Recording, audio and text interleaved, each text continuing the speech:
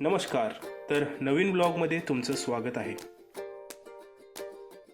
भाऊ आलेला लातूरवरून चाललेला ज्योतिबाला, संगमनेरवरून पाचा. ओके.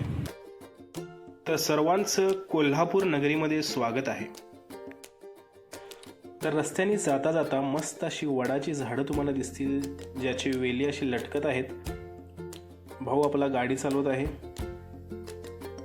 मस्त असं धुकं पडलं होतं आणि परत अशा वेलींची सुरुवात झालेली आहे. इथं ग्रामपंचायत राजपूतवाडी, घाटाची सुरुवात, निसर्गरम्य असं वातावरण.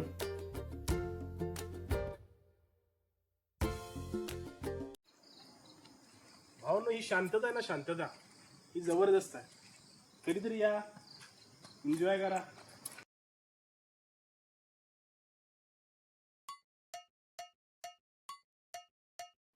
अशा जबरदस्त वातावरणामध्ये तुमचे निगेटिव्ह विचार नक्कीच पळून जातील. माझ्या लाईफमध्ये फर्स्ट टाइम ज्योतिबामध्ये असं मस्त असं धुक्याचं वातावरण पसरलं होतं. तुम्ही बघू शकता, मंदिराचे शिखर दिसत आहेत.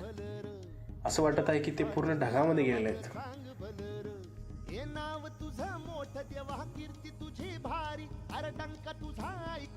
वरती मस्त पांढरं शुभ्र धुकं आणि खाली मस्त गुलालाच्या उधळणीनं झालेले गुलाबी कलर.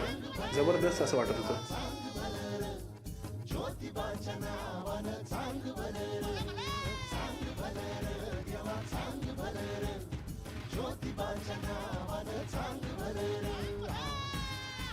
ज्योतिबा मंदिराचा इतिहास पौराणिक कथेनुसार असा आहे की ब्रह्मा, विष्णू आणि महेश यांच्या एकत्रित दैवी शक्तीचा हा स्वरूप किंवा अवतार आहे. ज्योतिबाच्या नावानं चांग भलं. यांना केदारलिंग असेही म्हणतात व कोल्हापूरची देवी महालक्ष्मी यांचे हे भाऊ मानले जातात. मंदिराच्या बाहेर आल्यानंतर तुम्हाला जर हातात घालायला दोरे पाहिजे असतील तर इथं भरपूर स्टॉल्स आहेत. खाण्यासाठी चिरमुरे असे लाडू, मस्त लाल अशी शेव गाठी आम्ही ज्याला म्हणतो, वारणा लस्सी. मुलांना खेळण्यासाठी खेळण्यांचे स्टॉल्स आहेत. आयुष्यामध्ये थोडासा पॉज घेऊन पक्षी सुद्धा एन्जॉय करत आहे.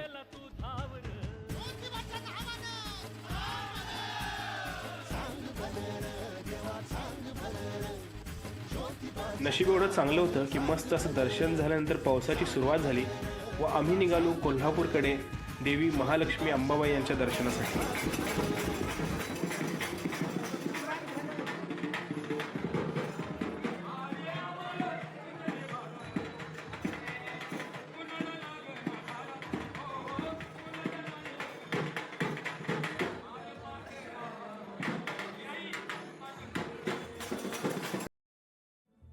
सुमनसवन्दित सुन्दरि माधवी चन्द्र सहोदरि हेममयी मुनिगणवन्दित मोक्षप्रदा